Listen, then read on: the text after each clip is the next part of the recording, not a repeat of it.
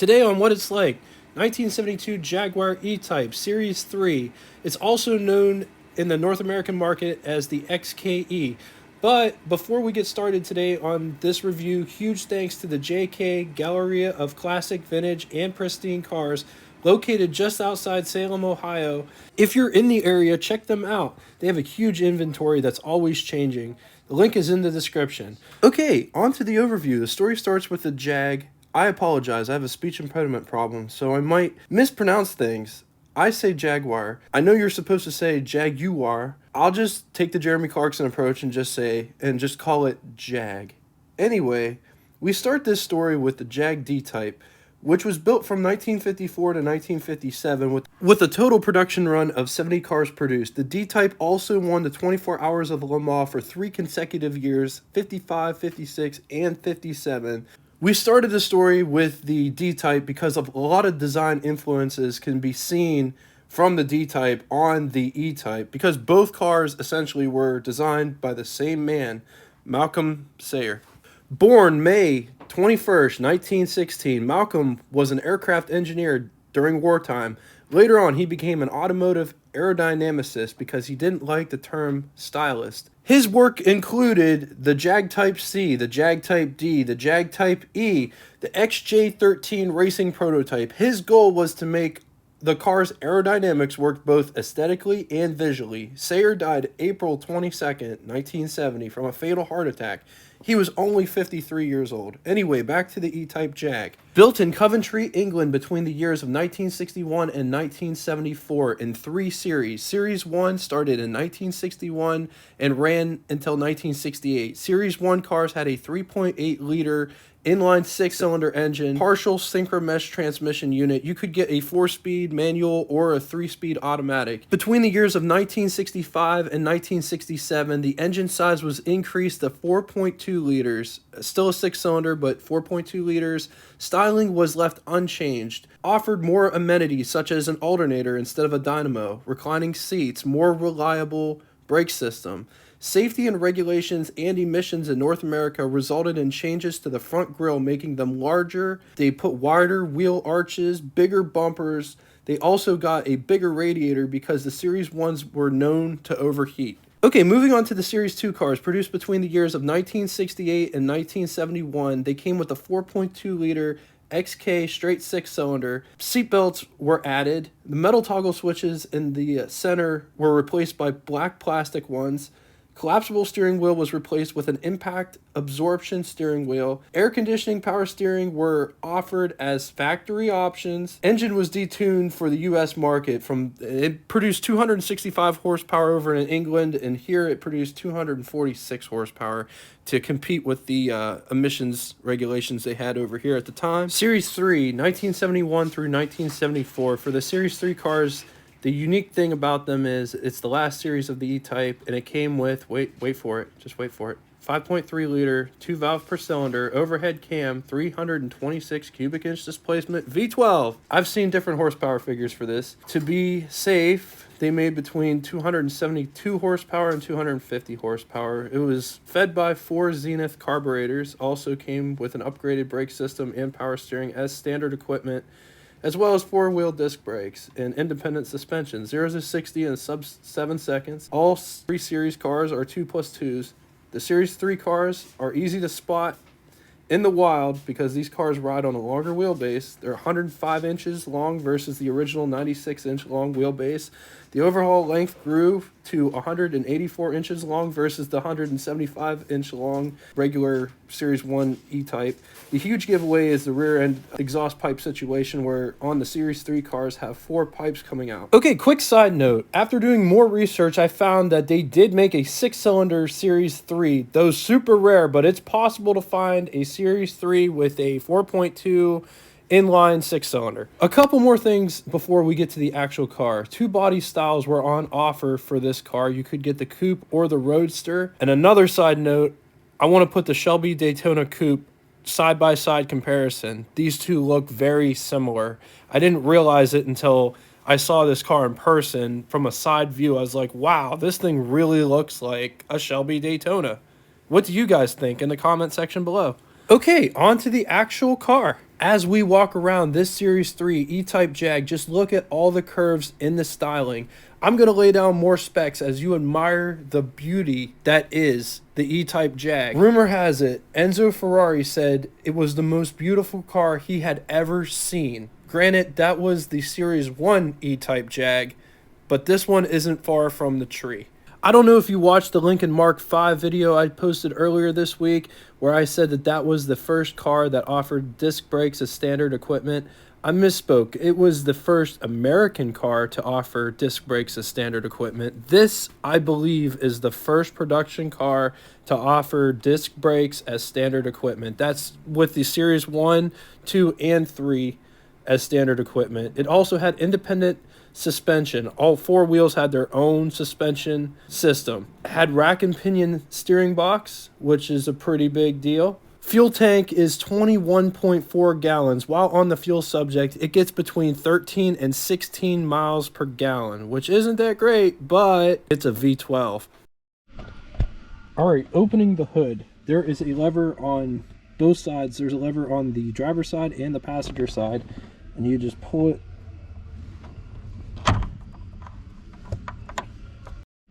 So we're over here to the passenger side. You just push this up and pull it out to release the hood. So after you pop both releases inside, underneath the hood, there's like a hood scoop here. There is actually a catch. I don't know if you can see it, but you have to pop that and then that releases it. So that's what the catch looked like, and that's what it caught on. So just check out this beautiful V12. With the hood open, it has a very unique look in the sense that you can see the wheels. It almost has that tubular chassis look, at least in the front. Some things are very accessible, like the batteries, and others, like the radiator, would be really hard to replace without taking the hood off the car.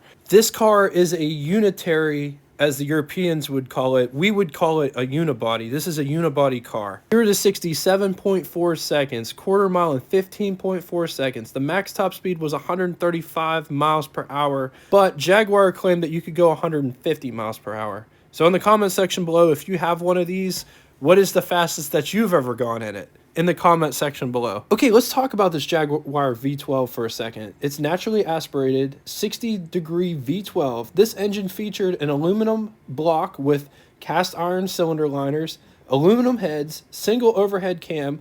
It was good for a red line of 6,500 RPMs, fueled by 4 Zenith side draft carburetors. This engine can also be found in the 1975 through 1981 XJS Jag, 1972 through 1981 Jag XJ12, 1973 through 1981 Daimler Double Six, 1972 through 1981 Panther J72, 1974 through 1985 Panther DeVille.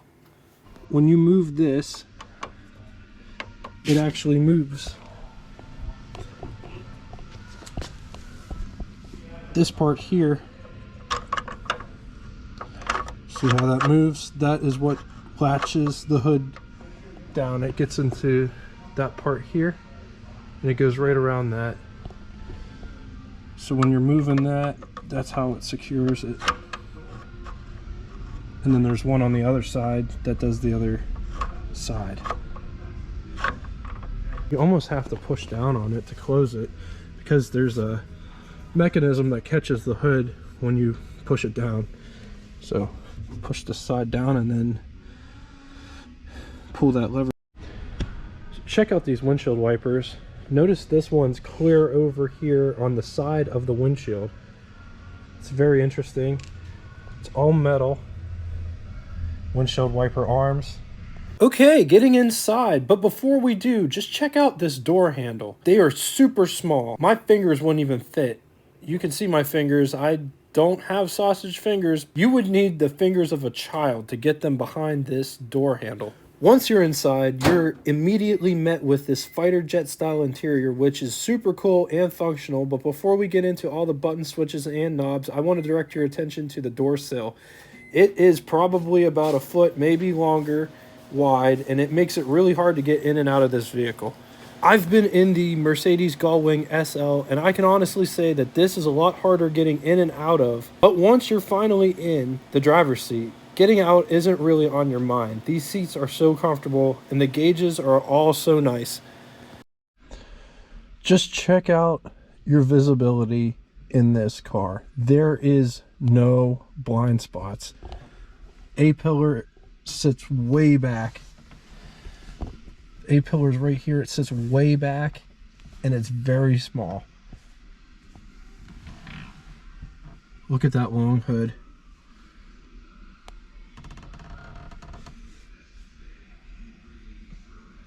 You sit way down inside of this car, your feet go way up underneath the dashboard. Notice the door handles.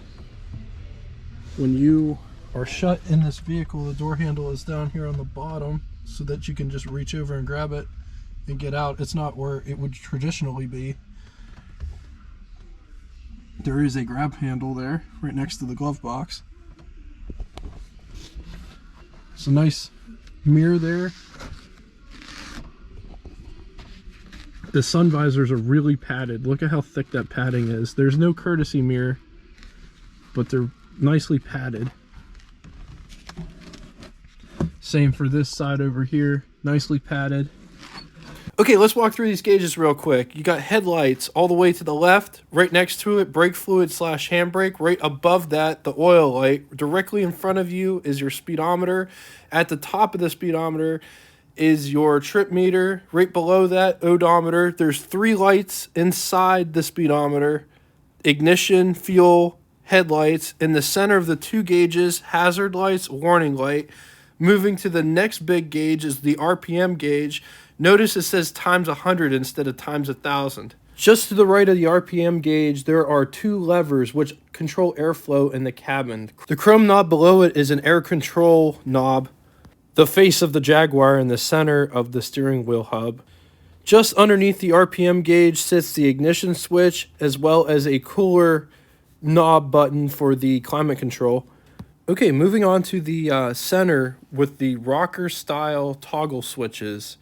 We're going from left to right. First one is hazard warning, also known as 4-ways. Right next to it, map light. Right next to it, interior lighting. Panel dim and bright. Light side head, 2-speed windshield wipers, washer, fan, fast or slow, rear window defroster. On top of the rocker switches, there are 5 instrument gauges from left to right: battery, oil pressure, clock, water temperature, and fuel.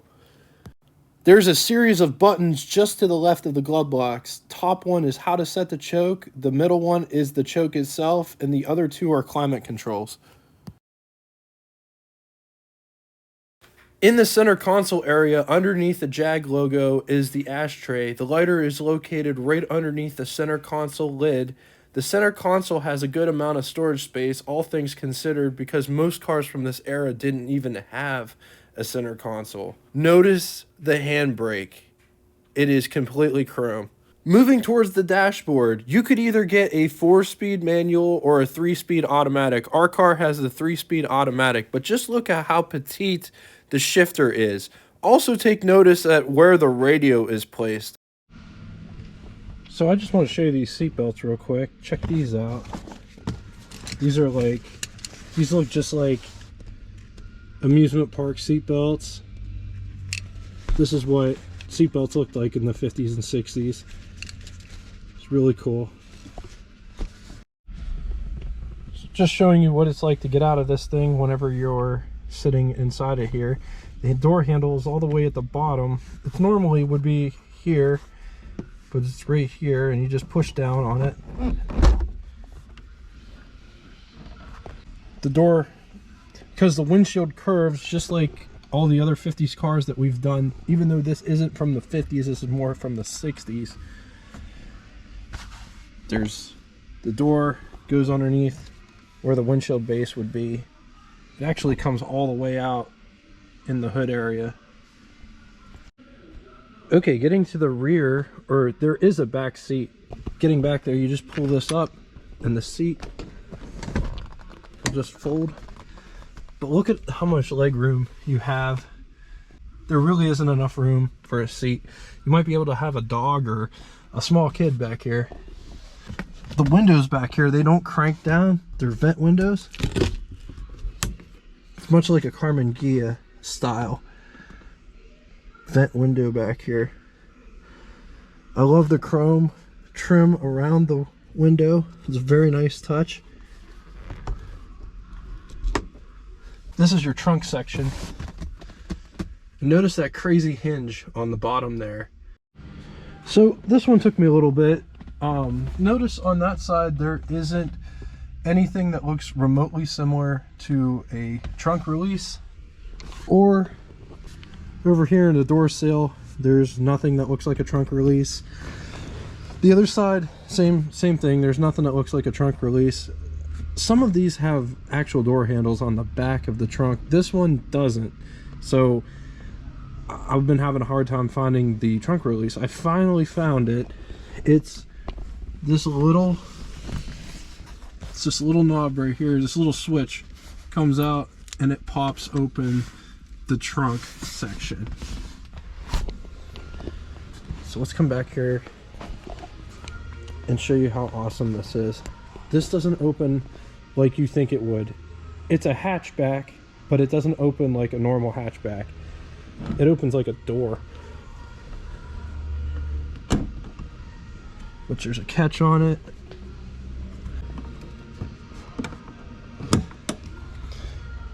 That was a little trickier than I thought it would be. But just check that out. That's pretty cool. It almost opens like an Izetta door. There's just no steering wheel attached to it. But you have quite a bit of storage space back here, all things considered. It's all leather material. That's the catch. Check out the strut you have here for the door. That's a super cool, unique design feature. It even has a nice quality shutting sound. Check out how thin, like that's my finger for reference, how thin the door frame is. Super thin. This car is a lot like a fine piece of jewelry. It's real elegant. The door handles on this car are really petite. There's hardly any room for you to put your fingers in here. Really can't even get your fingers in the door handle itself. You just kind of push the door and it pops open. Watch, I'm not even gonna open it. It pops open whenever you push the door button, just like electric cars do now. Just check this out. These are the keys to the Jag E-Type. Now we're gonna put it in and start her.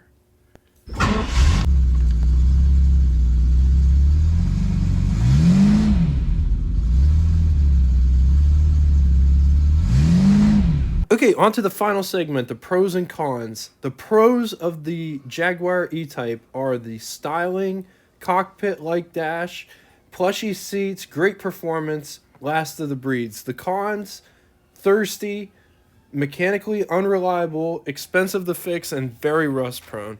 Thank you so much for watching. Please like, share, and subscribe if you like the content. Be sure to comment. I respond to all comments of substance. Until next time, toodaloo!